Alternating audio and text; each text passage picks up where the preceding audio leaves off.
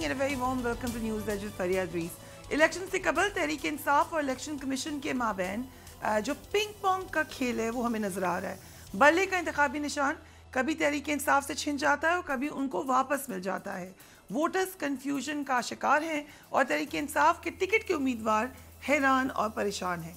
लग ये रहा है कि इलेक्शन से कबल एक सियासी जमात को भगा भगा कर थकाने की तैयारी की जा रही है।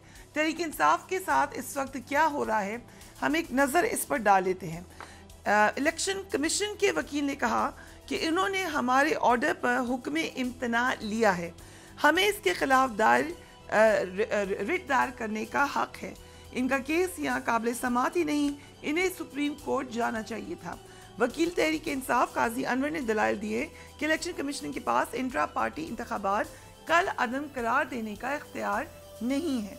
PTI ने 2013 और 2018 के इंतखाबात भी बल्ले के निशान पर लड़े हैं। पेशावर हाई कोर्ट ने समाअत के बाद फैसला महफूज सुनाते हुए इलेक्शन कमीशन की दरख्वास्त को मंजूर कर लिया। सो हमने देखा कि जहां पर पेशावर हाई कोर्ट में जो अपना वज़न था पेशावर हाई कोर्ट ने वो इलेक्शन कमीशन की तरफ डाला, इसी तरह सुप्रीम कोर्ट से भी हमें कुछ इसी किस्म का इंदिया मिलता हुआ नजर आता रहा है। अब 9 जनवरी को पेशावर हाई कोर्ट का 2 रुकनी बेंच इस केस की समाअत करेगा। ताहिम इस केस से कबल ही हमें नज़र आ रहा है कि तहरीक इंसाफ ने सुप्रीम कोर्ट जाने का ऐलान कर दिया है। सो प्रॉबली उनको लग रहा है कि कोई ख़ास रिलीफ उन्हें मिलने नहीं जा रहा। Let's watch them. PTI से बल्ला लेना, इस लेजिटिमेसी का बहुत बड़ा क्वेश्चन आएगा आपके इलेक्शन। 227 रिजर्व सीट आप हमसे नहीं ले सकते। आप बल्ला लेंगे तो आपके इलेक्शन को दुनिया कभी रिकॉग्नाइज नहीं करेगी। हम इंशाल्लाह ताला इसके खिलाफ आज ही फैसला करेंगे, हम सुप्रीम कोर्ट ही जाएंगे इंशाल्लाह ताला। सुप्रीम कोर्ट अगर हमारा बल्ला बहाल नहीं करती और हमारे पास और कोई ऑप्शन नहीं रहता तो ऑब्वियसली फिर इंडिपेंडेंट की हैसियत यही है कि हर उम्मीदवार को एक अलग से निशान मिलता है। देखो, इससे वोटर भी कंफ्यूज होंगे, डिसएनफ्रेंचाइज भी होंगे। सिस्टम जो भी जीतेगा उसमें डेमोक्रेसी की हार हो, उसमें एक स्ट्रॉन्ग पार्लियामेंट की हार हो। ऐसा न कीजिएगा। आरिफ अमीर भट्टी साहब, आप बड़े अरसे से बता रहे हैं कि मुश्किलात हैं PTI के लिए। आज मैं आपका तज्जिया सुन रही थी, आप कह रहे थे अभी इससे भी ज्यादा मुश्किलात हैं, बल्ला चला गया, प्लेइंग फील्ड नहीं है। सो अब और क्या होगा PTI के साथ? बिस्मिल्लाहिर्रहमानिर्रहीम। देखिए, अफ्रीका गैब का इल्म तो नहीं है, लेकिन मेरी अपनी इतलात थी कि जो लंदन प्लान मुबैना तौर पे कहा जाता है उसका हिस्सा ये था कि तरीके इंसाफ एज ए जमात, ये मैं 3-4 माह से कह रहा हूँ कि हिस्सा नहीं लेने दिया जाएगा। आपने देखा होगा कि हुकूमत गई तो इस्तेकाम पार्टी कैसे बनी, कैसे प्रेस कॉन्फ्रेंस हुई, कैसे इंटरव्यूज़ हुए, उसको भी छोड़ दे। उसके बाद एक शख्स पर 200 मुकदमे हो जाते हैं। आज तक मेरा ख्याल है टोटल पाकिस्तान में जितने भी वज़ीर आज़म सब पे मिला के 200 नहीं होंगे। लेकिन अब ये जो प्लान है कि फिर कागजात छीने जा रहे हैं, चादर लाहौर में 40,000 से ज़्यादा छापे पड़े हैं, लाहौर शहर जहां मैं पैदा हुआ हूँ गलती से। तो मेरी अपना ख्याल है कि तरीके इंसाफ को एज ए जमात, मेरा ये बादियुल नज़र में ख्याल है, यकीनन फैसला तो मैं नहीं करता, नहीं दिया जाएगा। वर्कर लेवल पे लिस्टें बन गई हैं, दफ्तर नहीं खोलने दिया जाएगा। PTI का एक लीडर बताएं जो अपने घर रह सकता है। ये वकला जो सामान है इन्हें नहीं, कोई एक लीडर बताए। तो जिस लीडर बेचारा घर नहीं जा सकता, हल्के में कंपेन नहीं चला सकता, उसके पोलिंग एजेंट मुबैना तौर पर अगर उठा लिए जाते हैं, उसके सपोर्टर मेन उठा लिए जाते हैं, तो बेहतर ये है कि इसे जिसको वो समझते हैं हुकूमत देनी दे दे, क्योंकि 70-80 अरब रुपया क्यों ज़ाया करना कौम का। राइट। एजाज लक साहब, पेशावर हाई कोर्ट ने इलेक्शन कमीशन का 22 दिसंबर का फैसला बहाल कर दिया। अब लग ये रहा है कि दोबारा हम 2 पार्टी सिस्टम की तरफ जा रहे हैं। आपकी क्या एवेल्यूएशन है, कंसिडरिंग कि आप और शेख रशीद दोनों तहरीक इंसाफ के इत्तेहादी रहे हैं। शेख रशीद के रावलपिंडी के दोनों हलकों से कागजात मुस्तरद हुए, जबकि आपके रावलपिंडी से मुस्तरद हुए और बहावल नगर से मंजूर हुए। And you decided to contest as an individual, I can guess. So, क्या हम दोबारा 2 पार्टी सिस्टम की तरफ मूव करें?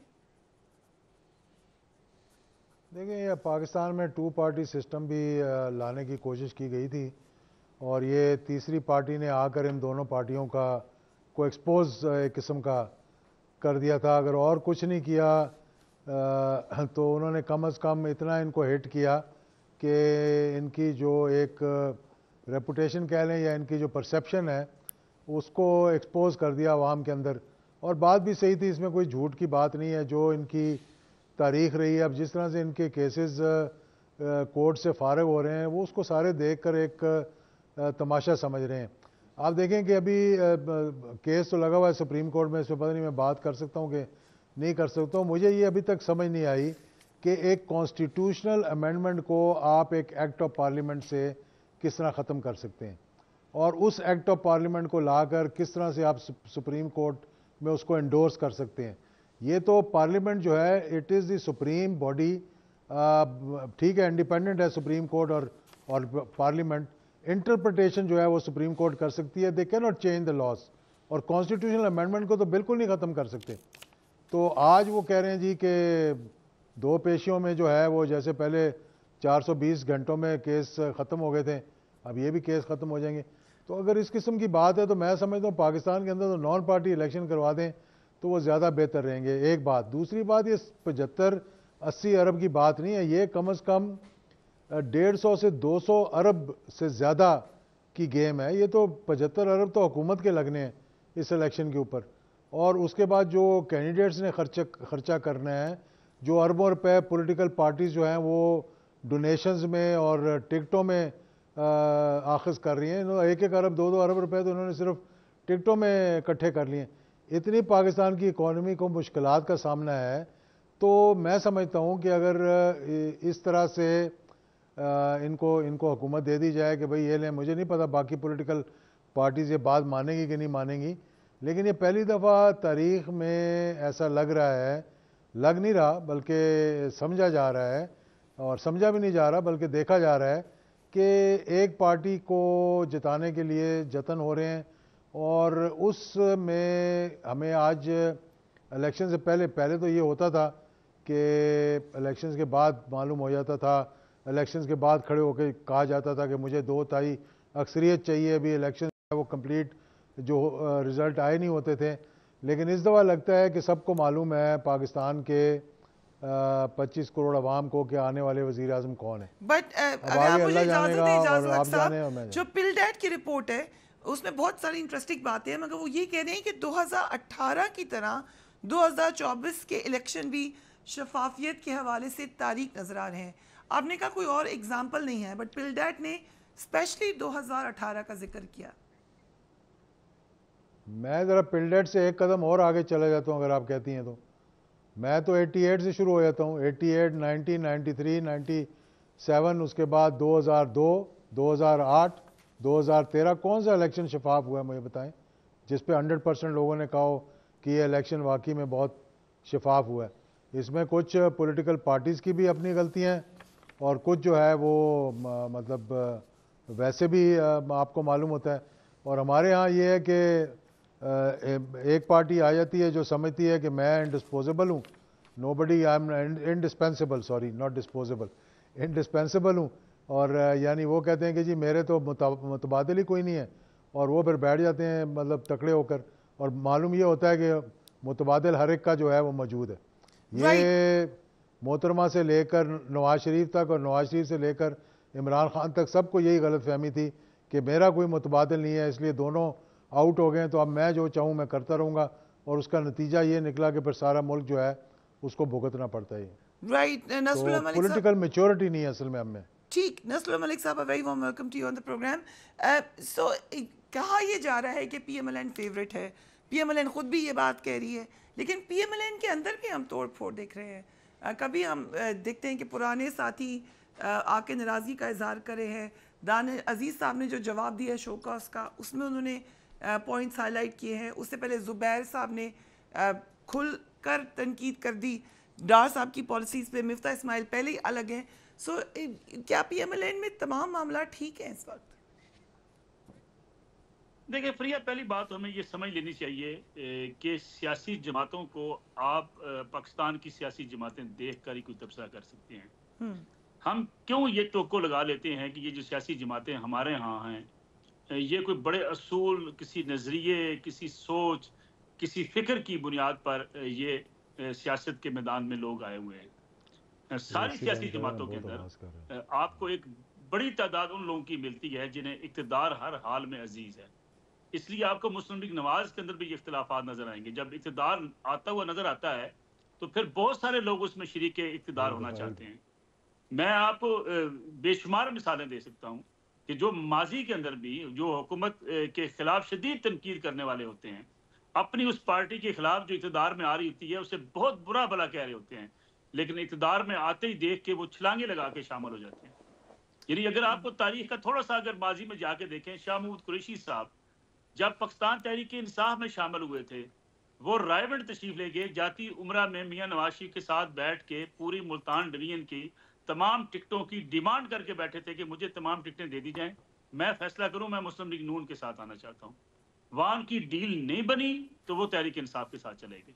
राइट। आज अगर PMLN के अंदर आपको नजर आता है कि कुछ इख्तलाफात हैं, कुछ ग्रुप्स हैं, कुछ टिकटें चाहते हैं, कुछ अपने धड़े आगे लाना चाहते हैं, ये वो रूटीन का मामला है और ये वो मामूल का मामला है जो सारी सियासी जमातों के अंदर मौजूद होता है। बट मलिक साहब, कंसीडरिंग कि इस वक्त PTI बहुत मुश्किल में है, उसके बावजूद पंजाब में भी सीट एडजस्टमेंट ढूंढ रही है PMLN, isn't this telling कि मामलात इतने ठीक नहीं है PMLN के लिए? देखिए, मैं जो अर्ज कर रहा था, अगर मैं एक मिनट में उस बात को कंप्लीट कर लूं, देखिए जिसकी जिक्र भी इजाज़ हक साहब ने किया कि हम 1988 से जिक्र शुरू कर लेते हैं, 1988 से नहीं, हम 1985 से शुरू कर लेते हैं। 85 के गैर जमाती इंतखाबात इसलिए हुए थे कि बेनज़ीर भुट्टो को पीपल्स पार्टी को सियासत से आउट करना था और जिसके नतीजे में मियां नवाज शरीफ एक लीडर के तौर पे एमर्ज हो गए। सारी सियासी जमातें ये चाहती हैं कोई आइन, कोई कानून, सबको बालाए ताक रख के उसके मुखालिफ को मैदान से निकाल दिया जाए, और ये हर सियासी जमात ने ये हथकंडा इस्तेमाल किया है। 2018 के अंदर अभी आरिफ भट्टी साहब जिन पोलिंग एजेंट की बात कर रहे थे, इयाज सादिक साहब यही रोना रो रहे थे रात को कि मेरे 11 पोलिंग एजेंट उठा लिए गए। यानी उस वक्त पोलिंग एजेंट उठाए जा रहे थे, उस वक्त टिकटें वापस की जा रही थी, उस वक्त लोगों को बुला बुला के कहा जा रहा था कि PMLN का टिकट वापस कर दो, पूरा जनूबी पंजाब महाज बना के वहां से फायर कर दिया गया था। लेकिन ये भी हमने देखा कि उस वक्त मुस्तफीद तहरीक इंसाफ थी, तब शायद हमें बुरा नहीं लगता था। आज तहरीक इंसाफ क्योंकि उस दबाव का शिकार है। भट्टी साहब, आपका मैंने आज फिर तज्जिया का जिक्र करी हूँ, आपने ये बात की कि PTI तो अब कुछ कर नहीं सकती, अब तो जो कुछ करना है सामने आने वाले शेयर नहीं करना है, बट कोई तो स्ट्रैटेजी होगी। ये जो अभी मलिक साहब भी कह रहे हैं कि PTI की स्ट्रैटेजी है क्या, ये बात तो आप बता रहे हैं, मुख्तलिफ तज्जियाकार बता रहे हैं बड़े अरसे से कि PTI के लिए मुश्किलात है, बट उनकी स्ट्रैटेजी क्या है? स्ट्रैटेजी सिंपल है। देखिए, जो 85 के गैर जमाती मलक साहब मेरे भाई कह रहे हैं, वो पीपल्स पार्टी के मुतबादल नवाज शरीफ को लॉन्च किया गया था, वो बने नहीं थे, बनाया गया था। उससे पहले गुलाम जलानी से डील हो चुकी थी। 81 में वो फिनांस मिनिस्टर थे। हिस्ट्री ये बताती है, हिस्ट्री ये कहती है हर इलेक्शन मुतनाज़ा रहे, दो राय कोई नहीं है। 13 में नून लीग जीती तो आसफ अली जरदारी प्रेसिडेंट ऑफ पाकिस्तान थे, तो वो कह रहे थे कि RO के इलेक्शन है। लेकिन मैं एक कह रहा हूं कि चैलेंज करता हूं, मैं मुझे 2018 में बताए कितनी मुस्लिम लीग नून की क़यादत अंदर थी, कितने लोगों की इस तरह रुकावटें की गई। पहले भी किया था, वो गलत है, वो नहीं होना चाहिए। 18 में बेशक ये आए थे, ये तो कह रहे थे खलाई मखलूक ने इलेक्शन कराए हैं, ये तो कह रहे थे बाजवा ने कराया है, फैज ने कराया है, इस असम्बली में बैठना बुरा है, और उसी असम्बली में जब ये वज़ीर आज़म बने तो वो असम्बली हलाल हो गई। ओ भाई, जो आज हो रहा है, मैंने कम से कम पूरी जिंदगी में, स्टूडेंट लाइफ में भी मैं इलेक्शन लड़ता रहा हूं, मैंने नहीं देखे। याद सादक के तो मैं एक बंदा नहीं उठाया गया। याद सादक तो रात रात खुद होता था। बिलाल यासिन लाहौर में कितनी सीटें जीते। हाँ, जनूबी पंजाब वाली बात ठीक है, लेकिन इस कदर बायस नाइस, मैंने तो कम से कम जब टीवी पे ये कहा जाए ये फलां साफी को लो, फलां ना लो, मेरे तो ये तस्वुर में नहीं था कभी, मैंने तो कभी ये ख्वाब में भी नहीं सोचा था। मैं ये नहीं कह रहा माजी में आइडियल था। अगर नवाज शरीफ के साथ ज्यादती हुई या पीपल्स पार्टी, खुदा के लिए अब तो ये ज्यादतियां बंद कर दो, एक शफाफ इलेक्शन भी करा के देख लो, हो सकता है फिर भी नून लीग जीत जाए। लेकिन इस तरह के इलेक्शन अगर आप करवाएंगे, जो इलेक्शन से 3 महीने पहले ही जिन्हें प्री पोल रिगिंग की ऐसी मिसाल आ जाए कि कोई हिस्ट्री में कोई ना मिले, तो मेरा ख्याल है इससे मुल्क में इस्तेकाम नहीं आएगा। नजरसानी करनी होगी तमाम सियासी जमातों को बैठ के। मादी में गलता होता रहा, गलता लेकिन ऐसा नजर नहीं आ रहा ना भट्टी साहब, हम तो देख जो रहे मर्जी कर ले। आज एताज गुल अगर गई हैं पेशावर हाई कोर्ट गिरफ्तारी से बचने के लिए, तो एक पूरी कैंपेन चली है उनके खिलाफ, खवातीन पॉलिटिशियंस की ही, क्योंकि जब उनके साथ हो रहा था तो ये लोग वेंडेटा लेकर आ रहे थे। तो ये अभी सियासत आपको नजर आ रहा है कि कोई डायलॉग होगा यहाँ पे? मैं अर्ज करना हूँ, नंबर एक तो जो पीटीआई नून लीग के साथ गलत हुआ तो वो भी आज ही उतना ही गलत है जितना इतना है। लेकिन मैं बताऊं वक्त बदलता नहीं चलता। आपको याद होगा 2012 अक्टूबर गालबन 99 उस वक्त को गिरफ्तार करने के लिए मियां साहब ने पुलिस भेज दी थी। उसका जहाज कराची में लैंड नहीं होने दिया था। कराची में सुप्रीम कोर्ट में 98 में हमला हुआ। मैं कहता हूं जो माजी में भी हुआ, खुदा के लिए अब इस मुल्क को आइन और कानून के मुताबिक चलाएं, जिसे अवाम मुंतखब करे। माजी में गलतियां हुई, उन्हें ठीक करना है ना, या गलतियां दोहराते रहना है। आज ये इनका बल्ले का निशान लिया है। 175 पार्टियों का कोई सियासतदान आए और मुझे उन पार्टियों के नाम बता दे। उनके इंट्रा पार्टी इलेक्शन ठीक है, बेनजीर शहीद हो गई तो will pay Asaf Ali Zardari chairman बन गए। विल पे मुझे इलेक्शन कमीशन खुद 175 पार्टियों के नाम बता दे तो मैं उन्हें मान जाऊंगा जुबानी। राइट इंट्रा पार्टी इलेक्शन होते हैं, मुझे भी पता है, मलक साहब को भी पता है, आपको भी पता है, एजाजुल हक साहब को भी पता है। इधर अभी नवाज शरीफ जरदारी साहब की हो रही है इसी हाल में, उन्होंने कहा जी जरदारी को बिलावल साहब को कैंडिडेट वज़ीर आज़म बना दिए। कहा और उसके अलावा कौन वो होगा कैंडिडेट उधर? राइट ये बात तो ठीक है कि जमहूरियत को भी बहुत ज़्यादा पनपना है, खासतौर पे इंट्रा पार्टी जमहूरियत को, लेकिन पीटीआई के इलेक्शंस को कलअदम करार दिया गया है। ये बताइएगा एजाजुल हक साहब कि बीच में खबरें आई कि हालात थोड़े बेहतर हो रहे हैं, थोड़े साजगार हो रहे हैं पीटीआई के लिए। किसी ने कहा ठंडी हवाएं भी चलना शुरू हो गई हैं, कुछ खवातीन को थोड़ा सा रिलीफ भी मिला, लेकिन अब तो ऐसा कुछ नज़र नहीं आ रहा। आपके पास क्या इत्तला है? देखें, मैंने ये कहा ना कि माजी को अगर थोड़ा सा हम देखें तो अभी बहुत अच्छी बात की आखिर में मेरे भाई ने, भट्टी साहब ने, कि ये सारा पॉलिटिशियंस की इमेच्योरिटी की वजह से ये हो रहा है। अगर ये थोड़े से मेच्योर होते और कोई चार्टर होता, कहीं बैठ जाते जहाँ पर ये कहते जी कि पाकिस्तान के लिए हमने क्या करना है, it should be for the country basically, not for the politicians, कि यार इस मुल्क को हमने आगे लेके चलना है, इसकी इकोनॉमी तबाह हो गई है, इसके एक्सपोर्ट्स बंद हो गए हैं, इसके बिजली के बिल लोग नहीं दे सकते। नहीं, वो चार्टर, खुदा का वास्ता है, चार्टर ऑफ डेमोक्रेसी को अगर आप कहती हैं कि ये एक अच्छा डॉक्यूमेंट था तो उसकी स्याही नहीं सूखी थी तो अबू धाबी में मीटिंग शुरू हो गई थी और चौधरी शुजात बक्सा बंद करते करते रह गए। वहाँ जाना था उन्होंने मोहतरमा को मिलने के लिए। जब हमने तो ये सारी चीज़ें अपनी आंखों के आगे देखी हैं। Do you think that charter of democracy was a document worth writing on a piece of paper? It was trash basically, क्योंकि अभी उसकी स्याही सूखी नहीं थी। तो उसमें जो कुछ लिखा हुआ था कि हम हाथ नहीं मिलाएंगे किसी से, हम ये नहीं करेंगे, हम किसी की डिक्टेशन नहीं लेंगे, तो 2 मिनट नहीं लगे थे तो डिक्टेशन भी ली जा रही थी। तो कोंडोलीसा राइस से लेकर तो जनरल मुशर्रफ तक सारे बैठ कर ये देख रहे, रात के 2-2 बजे उनको उठाया जा रहा था कि अब ये करें, अब ये करें। तो फिर कैसा चार्टर ऑफ डेमोक्रेसी होना चाहिए? चार्टर ऑफ डेमोक्रेसी की क्या शिकायत? मैं ये कहता हूँ कि there should be every stakeholder, और ये कहते हैं जी, सब कहते हैं जी एस्टेब्लिशमेंट ये करे। क्यों एस्टेब्लिशमेंट करे? क्यों पॉलिटिशियंस खुद नहीं करते? क्यों आज मियां नवाज शरीफ साहब कह रहे हैं कि मैं चौथी दफ़ा वज़ीर आज़म तब बनूंगा जब सारे बैठकर लेवल प्लेइंग फील्ड होगा सबके लिए? क्यों नहीं वो कहते कि जनाब मैं ये ज़्यादती अगर हो रही है तो ये मैं नहीं देखना चाहता ये ज़्यादती?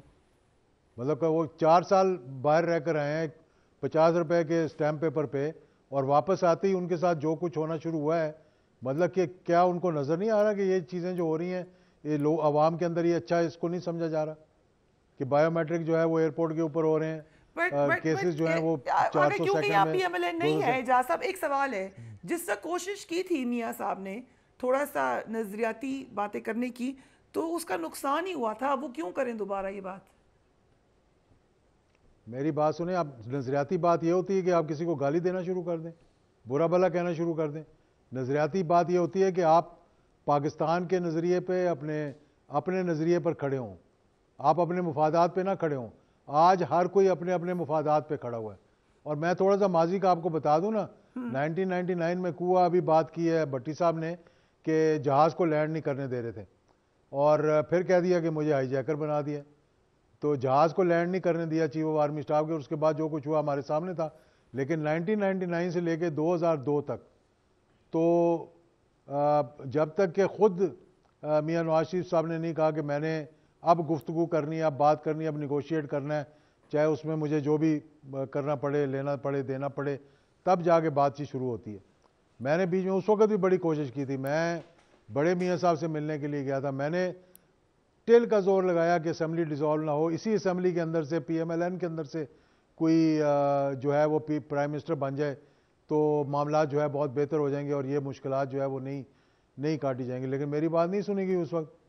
अब भी मैंने बड़ी कोशिश की कि मतलब किसी ना किसी तरह से कहीं पैचअप हो जाए, कोई बात जो है समझ आ जाए, लेकिन वो लोग जो है वो जाके कहते नहीं जी तुसी तो बस सुन कड़ाके काट दो, वो कड़ाके निकालते निकालते पूरे मुल्क के कड़ाके निकल जाते हैं। तो पॉलिटिशियंस है, they have to have show maturity.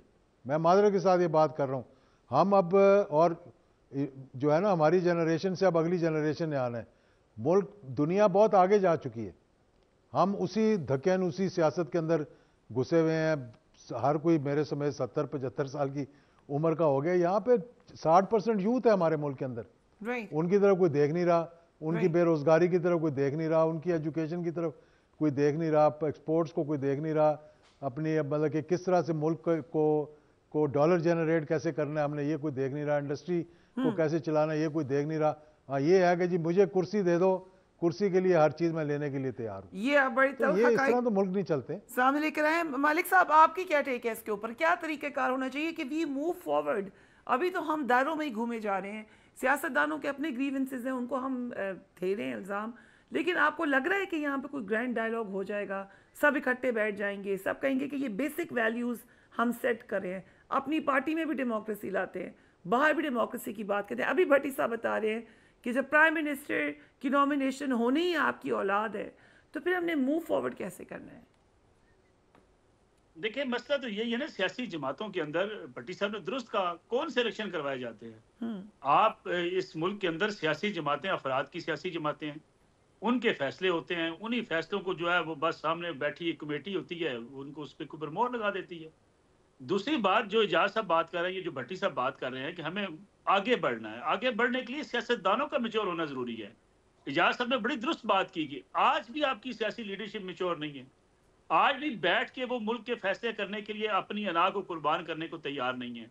आप तो सब्र करें ना, जिस मुल्क में वजीर आजम जो है वो नेशनल सिक्योरिटी कमेटी में ना आए, अपोजिशन लीडर से हाथ ना मिलाए, अपोजिशन लीडर हुकूमत से हाथ ना मिलाए, पार्लियामेंट में बैठ के पार्लियामेंट की कमेटियों में वो शिरकत ना करें, इसलिए कि वो एक दूसरे की शक्ल नहीं देखना चाहते, और इसलिए शक्ल नहीं देखना चाहते कि वो अपने कारकुनों को ये इंतहा पसंदाना रवैया दिखाकर पॉपुलैरिटी हासिल करते हैं। और पॉपुलर होने का एक बेहतरीन तरीका है कि अपने दूसरे सियासी मुखालिफ को गालियां दो, उसको इतना बुरा भला को, इतना चोर डाकू को कि लोग आपकी वाह वाह करना शुरू कर दें। सियासत आपकी अब किसी हकायक पर मबनी किसी रवश का नाम नहीं है, सियासत आपकी मौला जट के स्टाइल का नाम अख्तियार कर चुकी है। जो जितनी ज्यादा गालियां दे, जो जितनी ज्यादा बदतमीजी करे, जो जितने ज्यादा अपने मुखालफिन को अड़े हाथों ले, उसको जो है वो अपनी पार्टी के अंदर पजीराई मिलती है। आप मुझे बताइए ना, जो टॉक शोज में आके लोगों के साथ लड़ पड़ते हैं सियासी कारकुन या सियासतदान, उनको लीडरशिप की तरफ से शाबाश मिलती है।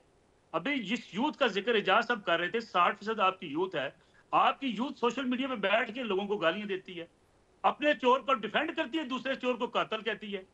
यानी जब आपका पूरा रवैया इस सियासी लीडरशिप ने ये बना दिया हो कि आपने बजाय इसके कि आगे बढ़ने की बात करनी हो, आपने कोई रिफॉर्म्स की बात करनी हो, आपने एजुकेशन सेक्टर में देखें, आप सब्र करें, MD कैट का इम्तिहान होता है मेडिकल डॉक्टर बनने के लिए, कहा जाता है सिंध में पेपर जो है वो चोरी हो गया, लोगों ने पेपर निकाल के पेपर देने शुरू कर दिए। ये आपका एजुकेशन सिस्टम है, ये आपका हेल्थ सिस्टम है, ये आपका इनकम टैक्स रिकवरी का पूरा सिस्टम है कि जहां लोगों की महीने की आमदन 50-50 करोड़ रुपए है, वो 2-2 हजार रुपए टैक्स देते हैं। पिछले 40-30 सालों से मैं भी सुन के थक गया हूँ कि टैक्स रिफॉर्म की जाएंगी, हुकूमत आती है चली जाती है, कोई टैक्स रिफॉर्म नहीं होती।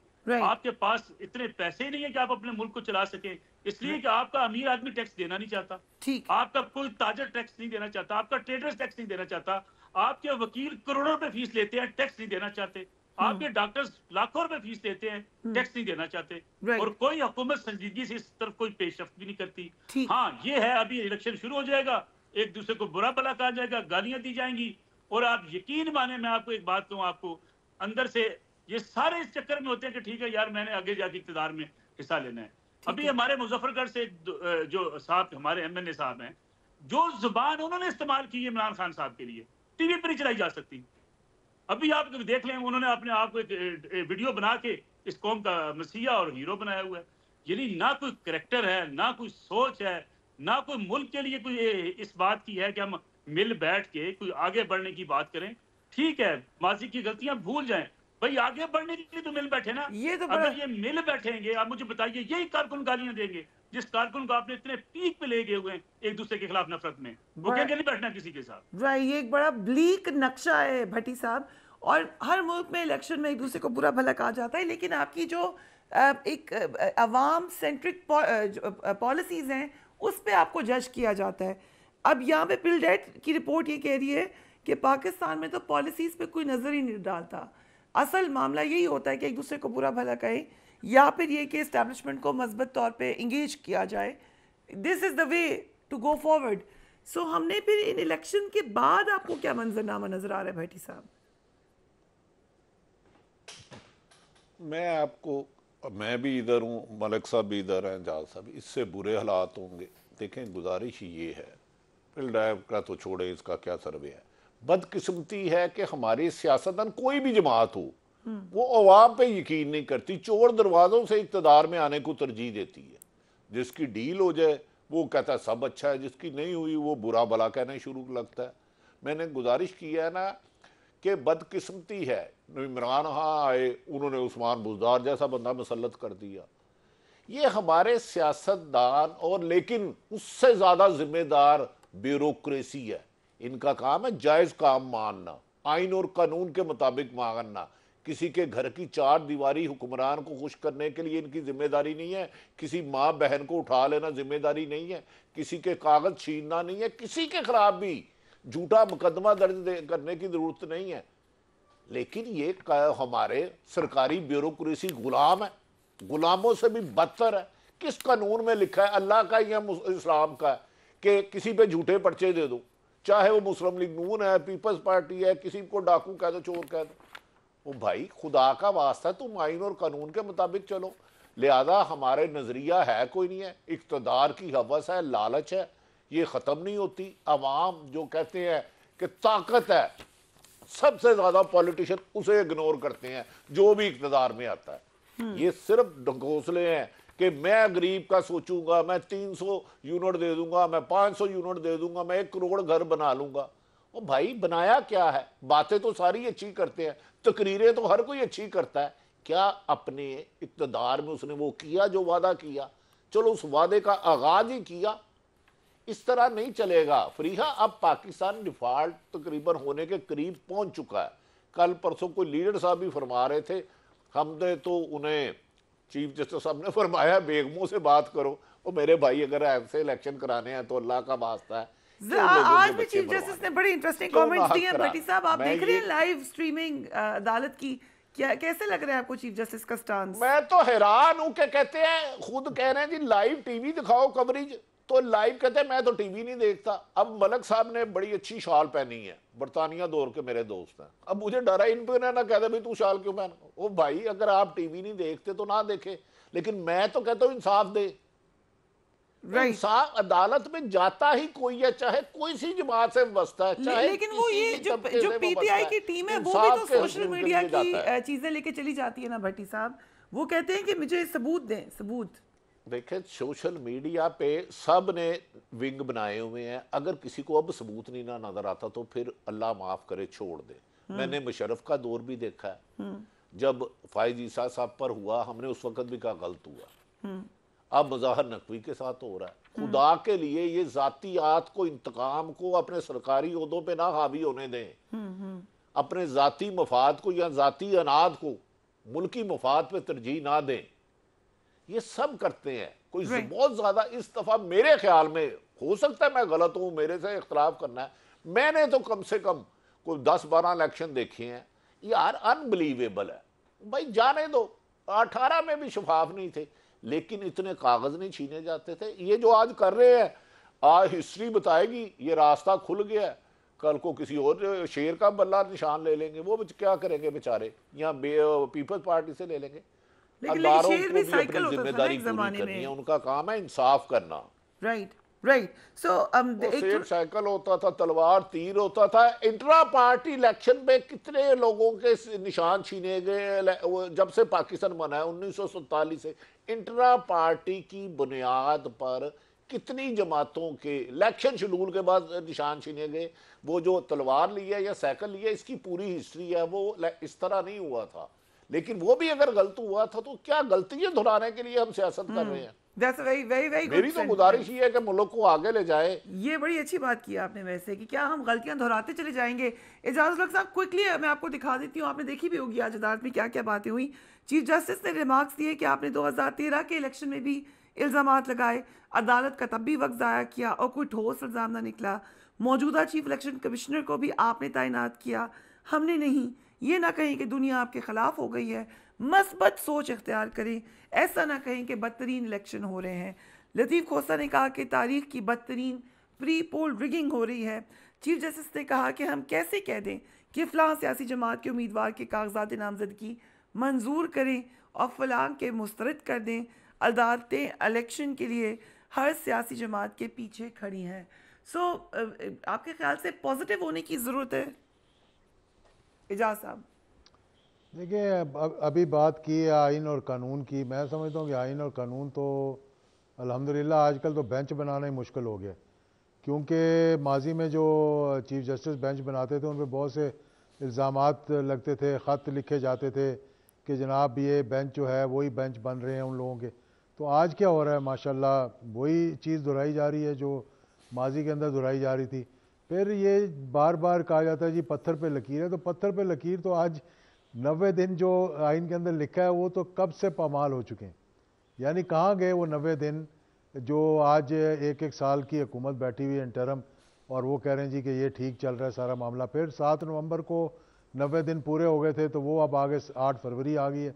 8 फरवरी में अभी रह गए हैं 1 महीना और चंद दिन, यानी 5 दिन मेरे ख्याल में रह गए हैं। 1 महीना 5 दिन में हम यही नहीं डिसाइड। आप मुझे किसी हल्के में बता दें कैंपेन चल रही है, भट्टी साहब बता दें, नसरुल्लाह साहब बता दें, आप बता दें कौन सा एक हल्का है जहां पर आपने जो 1 महीना पहले इलेक्शंस की गहमा गहमी हो रही होती है वो देखी हो। लोग बेहिस हो गए, लोग बाहर निकल नहीं रहे।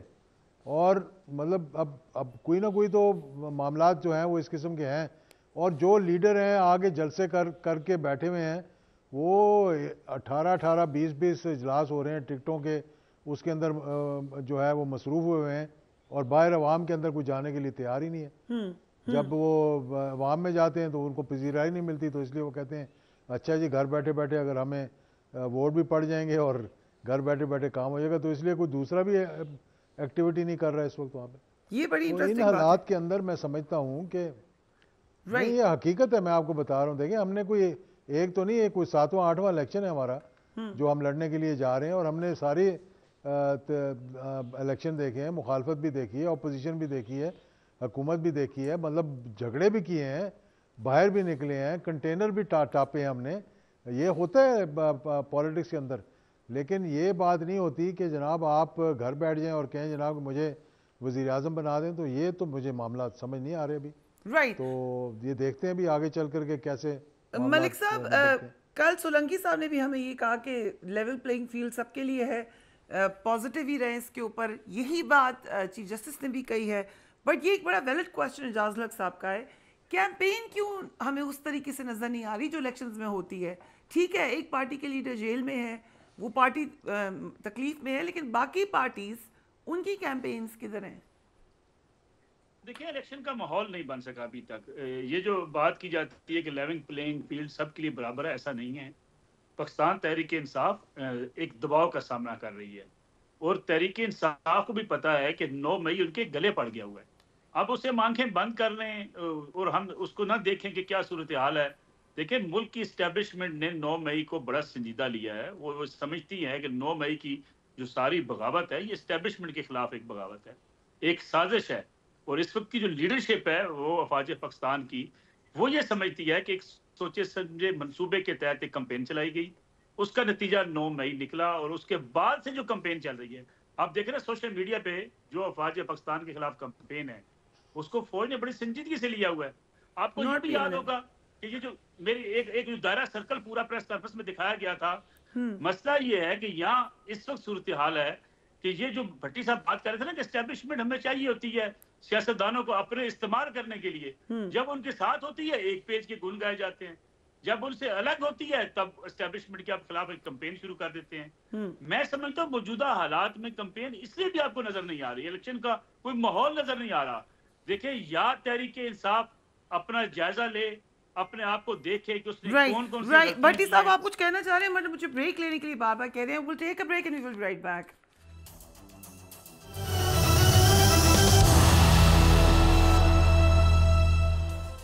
And welcome back. Tehreek Insaf के साबिक रहनुमा उस्मान डार के भाई उमर डार की गुमशुदगी को अब कई रोज़ हो चुके हैं, लेकिन उनका कुछ पता नहीं चल सका।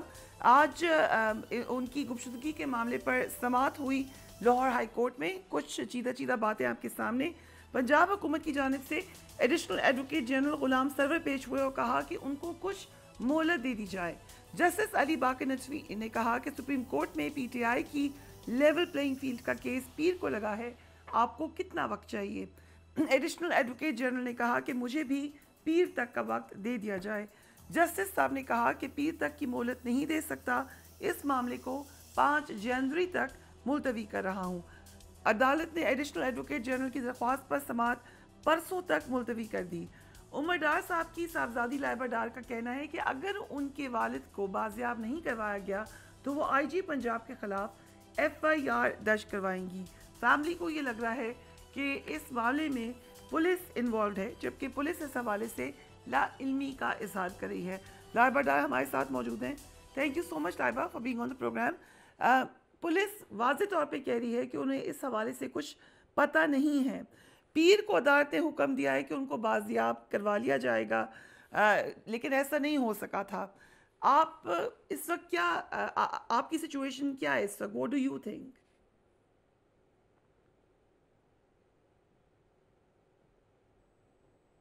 जी लाइबा साहिबा। राइट। लाइबा डार से हमारे कनेक्शन इस वक्त क्लियर नहीं है। जैसे ही उनसे हमारी बात होती है हम फिर बात करेंगे। प्रेस कॉन्फ्रेंस में आज लाइबा डार ने ये कहा था कि जिस रेस्टोरेंट या होटल से उमर डार को उठाया गया उसके मैनेजर ने उनको बताया कि पुलिस उनको ले गई है। ये उनका स्टेटमेंट है। जब उनसे हमारा रब्ता होता है तो हम उनसे ज़रूर तफसीलन पूछेंगे। सो भट्टी साहब, ब्रेक से पहले आप कुछ ऐड भी करना चाहे थे जो मलिक साहब ने कहा, एंड ओवरऑल ये जो ज़ियाबी के मामलात हैं, ये आपको लग रहा है कि सुप्रीम कोर्ट इनको भी नहीं देख रही? देखिए, मेरे ख्याल में तो मैं सुप्रीम कोर्ट क्या फैसला कर रही है, मुझे मेरी ये राय है, बाकी हर एक का इख्तलाफ राय हक है। PTI को एज ए जमात इलेक्शन में जाने नहीं दिया जाएगा। हमेशा 9 मई के जितने जिम्मेदार थे आप उनको सजा दे दो, तो बाकी जो उनका 1 करोड़ वोटर है या 1000 वोटर है या 2000 है, उनको क्यों पकड़ रहे हो? बहरहाल बदकिस्मती ये है कि पाकिस्तान कैंपेन चलाते हैं सोशल मीडिया पर।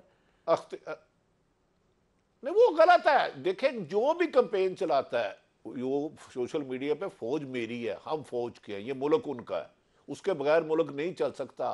वो जो भी चलाता है, ये बड़ी लंबी कहानी है किस किसने बनाया हुआ है, और बाकायदा मीडिया सेल बनाए हुए हैं सब ने, इसमें दो राय है ही कोई नहीं। भाई रोको उनको, उस गटर को रोको, गंद को।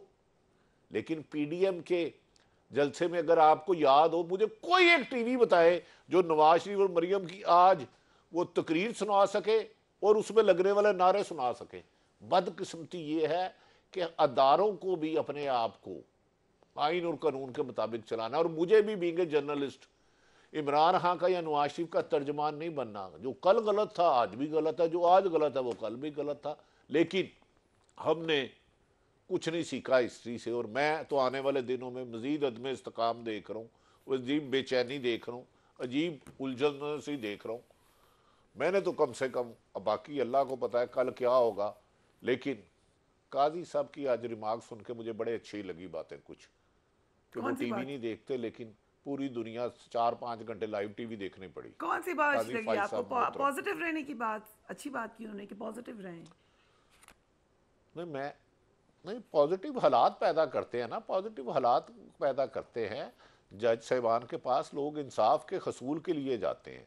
अगर उन्हें नहीं वो समझते हैं कि मुल्क में फ्री एंड फेयर इलेक्शन हो रहे हैं तो इनफ, फिर उसके आगे तो अल्लाह की अदालत है। अगर वो ये वाकई समझते हैं कि कोई किसी के साथ नाइंसाफ़ी नहीं हो रही, तो फिर अल्लाह के सुपुर्द करते हैं।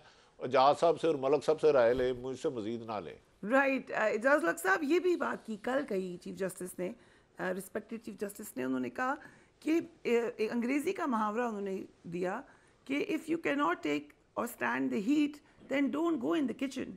सो आप रहे हैं पाकिस्तान की सियासत पे इतने सालों में, सो गायब होना, गुमशुदा हो जाना, this is all part of being in the kitchen.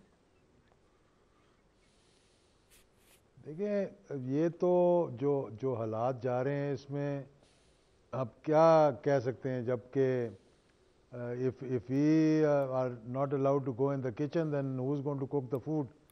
ये भी सोचने वाली बात है ना कि अब इन हालात के अंदर मैं समझता हूँ कि एक तो ये नया ट्रेंड जो शुरू हो गया ना, मैं तो बहुत ही लंदन में ठंडे अजीबोगरीब मुझे किचन लग है, रहा कोई उधर उधर बना ले खाना, पाकिस्तान में ना बनाए, किसी ठंडे तो मुल्क में बना ले। हाँ, ये भी हो सकता है आजकल तो सर्दियां में और ये अभी मैं आपको बता दूंगा, थोड़े दिनों बाद वापस लंदन का रुख हो जाएगा। अगर ये मामलात कहीं कहीं ना पहुंच सके तो फिर बहुत से लोग जो हैं वो यहाँ से कूच कर जाएंगे और चले जाएंगे दोबारा से बाहर।